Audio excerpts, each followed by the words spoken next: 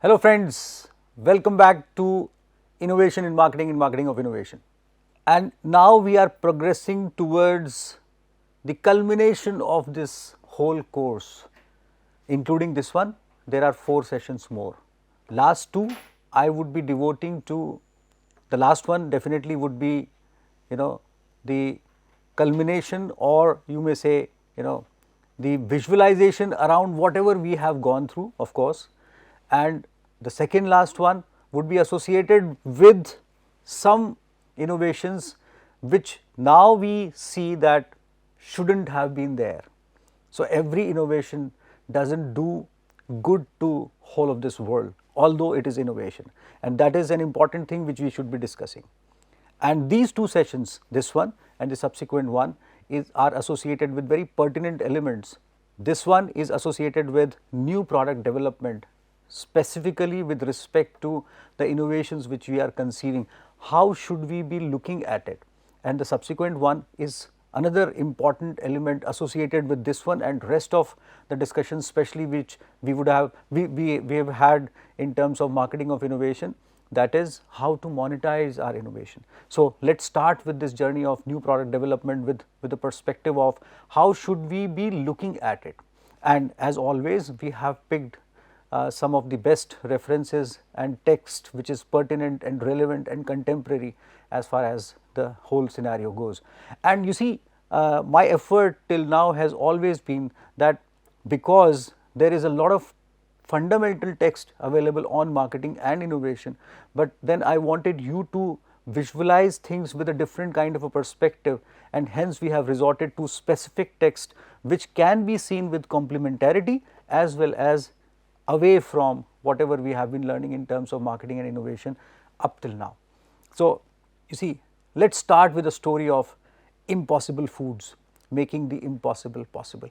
It is a good example, and I am again thankful to my team for choosing this particular example, because this holds lot of pertinence in terms of environmental perspective also and futuristic perspective also, the contemporary awareness of people regarding vegetarian food also. Let us see how things are, and this will elaborate upon the context of the next phase of this session, which will give some theoretical elements which are very pertinent for us to pursue new product development with respect to innovation and marketing of innovation especially. So, let us see. You see, as we have always realized that meat products it's a major component in diet for many people across the world. And here I categorically wish to suggest that these kind of examples are in no way associated with demeaning anyone or anyone's choices, or to categorically compare anything with anything, nothing at all of that sort. This is purely related to the subject, and we have chosen specific references for this and data sources for this. And these examples, they try to elaborate upon how world is contemporarily looking at things as of now. So, this is nothing in relation to personal, about being personal, about personal choices or against anyone, not at all. So, meat is a major component, as we know, in diet for many people across the globe, and it is a matter of choice. The demand for meat has been growing for decades, as we all know that. If you will go to the statistics, you would realize that, and it has increased 5-fold since 1960s. This is as per Food and Agriculture Organization. However, meat production is a resource intensive process. It requires lots of resources, and there is a lot of analysis on this, and you can find those things available on net as well as, and the references are at the foot of this slide also. So, it is a resource intensive process with high amount of land and water requirement in nurturing the animals. Amount of carbon dioxide generated for producing 1 kilogram of meat, and specifically beef, which is being consumed by many people around the world, is much higher than most other natural food products. It's a tried and tested analysis basically, and it's very mathematical modeling people have done on this, and there are many scientific analysis which has been pursued on this. So, we are basically using references to put up this point as a case in front of you. Now, look at this, and this is from Statista, the growing global hunger for meat, worldwide annual production of meat in million tons and carcass weight equivalent. So, the Statista says that this is production by type in 2023, and this is poultry, pig, bovine, ovine and so on, and you see 1961 to 2023, if you will go in million tons, it has risen from 71 to 364, which is huge. Now, if you will analyze this data with reference to the land requirements, water resources required, and this carbon dioxide and these kind of things which the preceding slide talks about, you would realize that requirement becomes huge, and emissions also as far as carbon dioxide goes. So, average greenhouse gas emissions per kilogram of major food products worldwide in kilograms of carbon dioxide equivalent, and look at this data. So, you see groundnuts 3.23, and then it keeps on increasing in case of several kinds of products, and it is highest 99.48 in kilograms of carbon dioxide equivalent.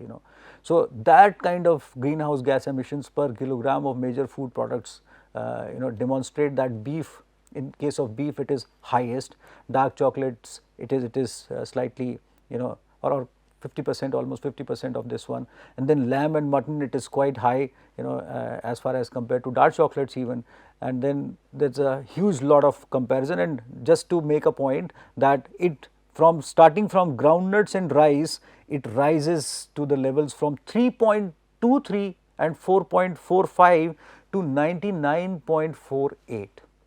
And you see, if you will compare somehow this divide 99.48 by 3.23. So, these many kilograms of groundnuts equivalent to this much of beef, and that is what the comparison is. And if somehow the nutrition value and those kind of things, you look at it, I am no scientist on that, no expert on that, but if you look at it, groundnut is quite nutritious also, and it has protein value as well, and the kilogram of these many kilograms of groundnuts would be able to fulfill the hunger needs of so many people as compared to 1 kilogram of beef and so on. So, greenhouse gas emissions worldwide in 2019 by sector in billion metric tons of carbon dioxide equivalent. So, energy, agriculture, forestry and other land uses, industry, transportation, buildings, waste, and this again is quite a self explanatory kind of graph, and this can be analyzed further with respect to the argument which is built up in this example with the help of relevant resources. Now, farmed animal production requires large amounts of land, uses very high quantities of water, contributes to greenhouse effect, and also raises the ethical dilemma regarding killing of animals and their inhumane treatment in factory farms and so on. And we have been talking about this, whole of the world is talking about this, there are activists who are working on that and so on. And as I said, I am not denouncing anything, but definitely killing is hurting someone. So, that definitely, and I personally do not subscribe to that, I am a pure vegetarian. So, there has been a call for more plant based substitutes for meat products in order to reduce the consumption of meat while also taking in health benefits of a more vegetarian diet. And there has been argument on this, and I would not go into that detail, but science has talked about this a lot, scientists have been talking about it a lot and so on. So, ethical dilemma or ethical questions are big, and those must be addressed as far as the whole situation goes, and I personally subscribe to that.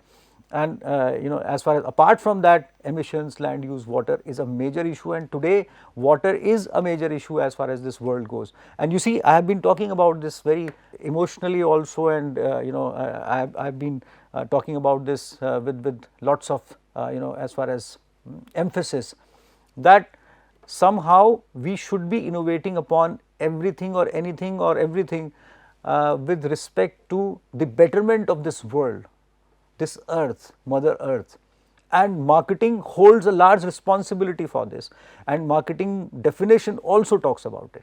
So, we belonging to the field of marketing and business should be thinking about these elements a lot, and I would be talking about this because any innovation with respect to the marketing definition framework should take us towards the betterment of this world. Ultimately, we all of us wish to have a wonderful world around us. We wish to live happy and healthy and long lives and so on. Impossible Foods comes as a solution, and now this is very interesting, and I commend these kind of efforts made by intelligent people, intelligent organizations, and definitely an academician is involved in this kind of an effort. He belongs to Stanford University. So, Impossible Food comes as a solution to tackle the problem. They create plant-based replacements for meat products that are more sustainable and help displace demand for meat products. Pat Brown, the founder and CEO of Impossible Foods, wanted to produce not only a plant-based alternative for meat products, but also something that tastes similar so as to nudge the meat lovers to make the shift, which makes sense. It's very logical. You see, if we can do that, then definitely we are contributing a lot as far as the whole scenario goes, and we are answering so many questions as well. So, Brown was a former professor at Stanford University School of Medicine in the field of biochemistry, and he set out to understand what made the cravings for people to consume meat. A scientist can think that way, and I commend him for this. So, Brown along with his team in Impossible Foods identified heme, an iron containing molecule, as the main source of the craving. A craving for meat is really a craving for heme and the iron protein that it represents in the diet, as Pat Brown says, and this is scientific. He found this. Impossible Foods produced their own plant-based heme, which was made via fermentation of genetically engineered yeast. The company, through testing thousands of prototypes, settled on a recipe containing protein from wheat and potatoes to create meat flavor, starches for texture, coconut oil for fattiness along with heme, and so on.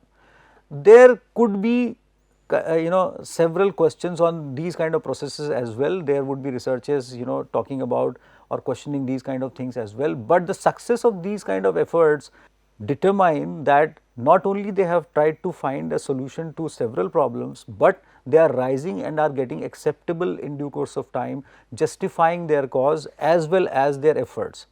And comparative acceptance of these kind of products definitely is is a justification to that people are liking those, and somehow scientific community is watching these kind of things. Scientific people and scientists are involved in these kind of things as protagonists, as founders, as CEOs as well. So, that means they know what they are doing, and definitely they would they understand better that this is for a good purpose, a good reason as well, and makes business sense also. Impossible launched their flagship product Impossible Burger in 2016. The launch of their burger was done at the award-winning New York City restaurant Momofuku Nishi, owned by celebrity chef David Chang. You see, and this is how they went ahead, and story went on. This pattern was followed initially as the company targeted high-end restaurants. In the meanwhile, the company was scaling up its production to meet the demands as well. By early 2018, they were selling 1,000 US restaurants and have moved from niche upscale restaurants to fast casual chains. They progressed that moving towards fast casual chains means that they got the acceptance from larger number of people. The biggest break for Impossible Food came in 2019 when Burger King, one of the largest fast food chains in US, introduced Impossible Whopper to their menu in select locations. Now, this was a breakthrough as far as the market acceptance goes. Burger King has presence worldwide. This plant-based version of their flagship Whopper was promoted with the tagline 100% Whopper, 0% beef, and it was accepted well. If people tend to change their behavior with the help of an innovation and their acceptability is large, that means that innovation is working, and the marketability of that innovation is also being pursued nicely, and monetization of this kind of an innovation is being done appropriately. That we will see in our next session how things go.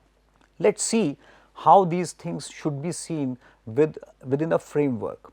But before that, some more statistics and new meat for the world, and this is how Impossible Foods, making the impossible possible, comes, and Statista gives us some clues on vegan meat substitute, conventional meat and cultured meat as well.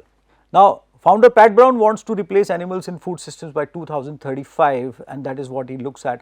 And you see, if some other organizations, they come forward with such kinds of solutions, then lot many questions would be answered in due course of time. The current pace of adoption of plant-based meat is low, with high resistance from the side of the consumers.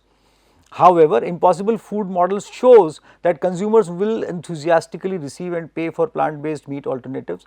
This can be accomplished across all relevant sales channels that are necessary for impact scaling. Their proprietary technology and food science platform can drive expansion across the entire industry, not just the Impossible Foods, and that is what I said, the larger number of players will make it worthwhile. Initiation has been done. The point now is that, is new product development and innovation an ongoing process, or is it a sudden change? Let us see. Product innovation is the process of creating a new product or improving an existing one to meet customers' needs in a novel way. That is how we define, or we try to define product innovation. The innovations according to general conventions are of two different kinds, and you know that we have been talking about this, but just to enumerate that once more in a structured manner. One is sustaining innovation and the other is disruptive innovation. And how should we be looking at that? So, sustaining innovation occurs when a company creates better performing products to sell for higher profits to its best customers. It is a strategy often used by companies that are already established in their industries. That we have seen, we have talked about that, and we have been looking at innovation with different kinds of perspectives also, and you can look into other subjects which deal with this, and one of my subjects with Professor Rajat Agarwal, innovation and on innovations and business models, that definitely defines innovations with a different kind of a perspective, and entrepreneurship as well. Now, you see, desktop computers or desktop computer manufacturers undertook sustaining innovation to bring forward laptop computers. We can associate this kind of an example with sustaining innovation as such, and there are many more examples which you will find worthwhile in terms of this kind of a description. Disruptive innovation, as we all know, and we have been talking about this, occurs when a company with fewer resources moves up market and challenges an incumbent business. It is of two types: low end disruption. Company uses a low cost business model to enter at the bottom of an existing market and claim a segment. Now, an existing market is the key. For example, 3D printed real estate. Now, you see, technology enabling something, and it is becoming wider now, and I have been talking about this, and we talked about 3D printed bridges also. So, new market disruption. Company creates and claims a new segment in an existing market by catering to underserved customer base, for example, Uber and so many things, and we have been talking about these kind of things with strategic orientation in blue ocean cases as well, and I will be mentioning that in subsequently as well. So, however, this is a binary view of innovation that claims that the only alternative to incremental improvement is radical disruption. And you see, when we are talking of alternatives, definitely radical disruptions come in, and I have talked about alternatives and substitutes earlier as well.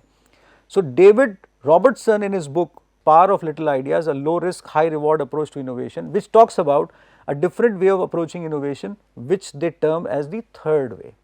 And you see, that is why I always commend intelligent thinkers, that they look at things in a holistic fashion and they come out with a different kind of a view as well. Let us look at how third way is being described by David Robertson. So, the approach involves a controlled development of complementary innovations around a central product.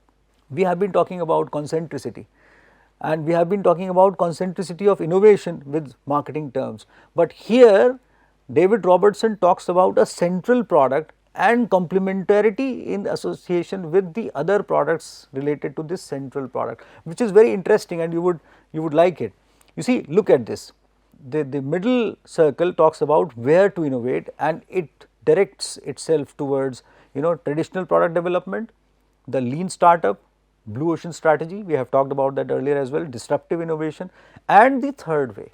So, where to innovate, strategic approach to innovation. If we look at this with this kind of a perspective, this situation comes up and is being described by Robertson D. 2017, the power of little ideas, a low risk high reward approach to innovation. Now, let us look at these elements one by one. Traditional product development approach, what does it say? Is also called the stage gate process, is a sequence of sets of processes or process and review steps companies have been using for years to develop and improve their products, which is genuinely happening around us, and we have been talking about this. We observe this now and then, and you see that is how product lines also emerge in due course of time. Here there are disciplined techniques for each stage and clear deliverables at each gate, and it is a form of sustaining innovation. You have been going in steps one by one and producing innovative products or innovating upon whatever is happening up till now. Blue Ocean strategy, W. Chan Kim has contributed a lot as far as this perspective goes. So, here the winning organizations are those that find unserved or underserved markets where there is no competition, or bypassing the competition, they innovate and satisfy the needs of those markets basically. And we have talked about these kind of elements earlier as well. So, this is another element which now this takes us towards disruptive innovation. So, how to look at it? A disruptive innovation is a new product or service, which I just mentioned earlier as well. So, is a new product or service that offers both a clear advantage over current products, and a distinct disadvantage that prevents acceptance by most customers, current customers as well. So, you see there is an advantage, but there is an element which wherein customer they feel resistant to that kind of and the adaptation of that kind of an innovation. The new product initially survives as a niche product, but over time the developers are able to remove the disadvantages associated with that product, which results in rapid acceptance by most customers. Netflix started off as a rental service, which became successful later on after the introduction of online streaming and so on. And there are several such examples. When we look at these kind of examples, initially they went on, and then they realize that people like it, but they still do not like it, and then they try to augment those processes, and then it is just accepted like anything. And we have been talking about such examples many a times. Last time I talked about Segway. Segway could have passed through this kind of a stage, and if they would have improvised upon and they would have looked at the disadvantages which their product was posing upon, then definitely, or their product was facing, so they would have definitely made some improvements, and they would have gone for larger acceptance. And I still feel that those kind of products should be around us. Lean startup thinking. This approach suggests methods used by startups while trying to bring a new technology or product to market. The major goal is to identify both a market that wants a new product and a scalable, profitable business model for delivering it. If one market and model does not work, they move to another and then another until they find a group of customers who want what they have. So, that is how things are pursued in this case. Now, let us see the third way, which Robertson talks about. And very interestingly, the third way is controlled development of complementary innovations. You look at a product and you look at the complementarity associated with that product. So, the third way is controlled development of complementary innovations around a central product. Here one can deliver explosive growth without high cost and risk of radical disruption, as the author says. So, companies like Apple and Lego and IKEA and so many, and you will find so many of them. So, surrounded their core products with complementary innovations and use these complements to make their core products more desirable and valuable. Apple iPhone surrounded by different products from the Apple Store, obviously. You see, these are famous examples, but if you will try to find out this kind of an aspect, you would realize that past 1 decade or so, there are large number of companies associated with this kind of an example. But the most important element is, though there are large number of companies associated with these kind of things, they are still not enough. That is one part. And the other part is that this kind of culture is getting developed in due course of time, and the hint is that we should be looking at this with more enthusiasm now. And this figure actually describes what we are looking at, and the author has sort of modified Ansoff's information matrix with this kind of a reference.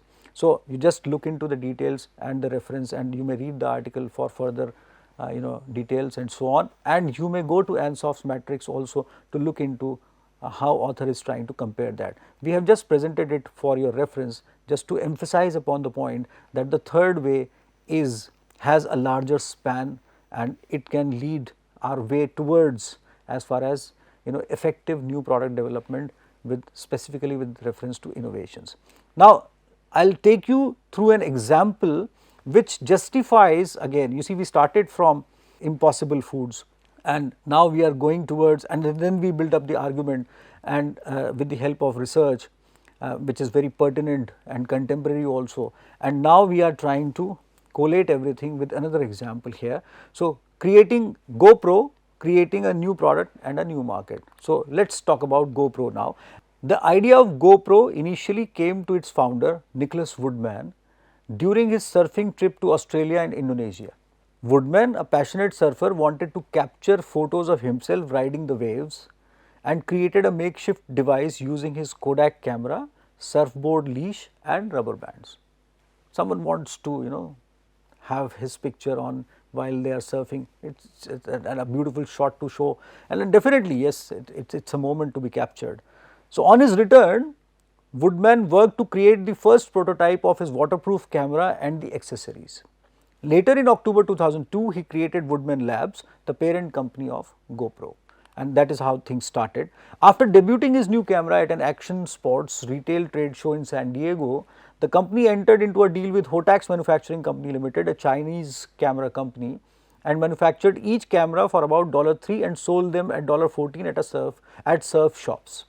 And they are progressing towards as far as larger market acceptance, having good margins and appropriate pricing and so on. We can see all the ingredients of how to take innovation to the market and so on, but at this moment we are trying to talk about new product development perspective only. By launching GoPro, Woodman created an entirely new product and market, the action camera.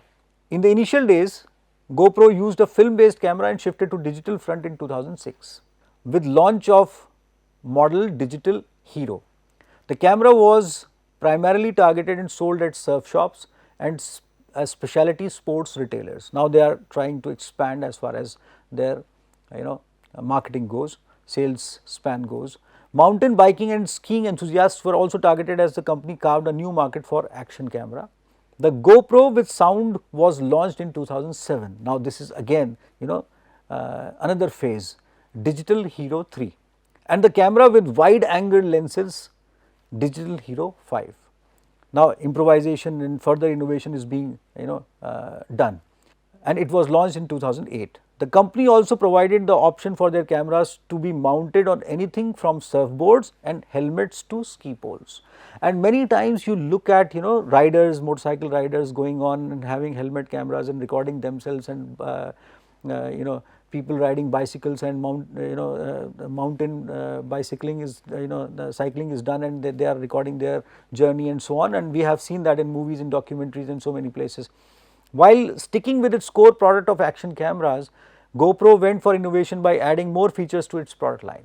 The Hero HD launched in 2009 was their high definition camera, and the company positioned heavily on their unique point of view perspective videos. The innovation in the product end was complemented by excellent marketing rather than restricting themselves to adventure seeking audiences that use their cameras on their bike handles, helmets and surfboards. GoPro cameras also attracted and were used by US military, doctors, police forces and even Hollywood directors, and you may have it anywhere. You may have it in your car while talking to yourself and recording your journey, and sort of, and if you are going for a long drive, you can use it for several kinds of purposes. And in due course of time we have seen that innovation keeps on increasing its span by itself many a times, when all sorts of people they start adopting it with different kinds of purposes and usage. In famous sci-fi movie The Martian, legendary director Ridley Scott used GoPro camera as a prop worn by the astronauts as part of their spacesuits. Excellent. Our solution was the GoPro that is everywhere he is. They record everything. They are like the black box on an aircraft. So if you have a GoPro present and no one else to talk to, it suddenly becomes a buddy. Matt was able to talk to it that way, said Ridley Scott in one of his interviews about GoPro. That is what I was referring to. You have a GoPro, talk to it and explain whatever you wish to, and then watch yourself talking to this camera and so on. You see, the fundamental element which I wish to elaborate here is that, and there are several kinds of features which distinguish GoPro disruptive technology with reference to the point which we are trying to make here. So, the third way is the call, but I would suggest one thing: don't stop thinking. When we are talking of new product development, there can be a fourth way as well someday, and you would realize in subsequent courses, if I meet you there or someone else meets you, they might be talking of something which has been talked about after this. So, keep thinking. Probably some of you would be talking that way someday. Keep thinking, keep imagining how new product development and innovation comes up and how we rightly take it to the people for the usage which after some time they define. I will be coming back to you with a discussion on monetization and commercialization of innovations in my next session. Till then, goodbye.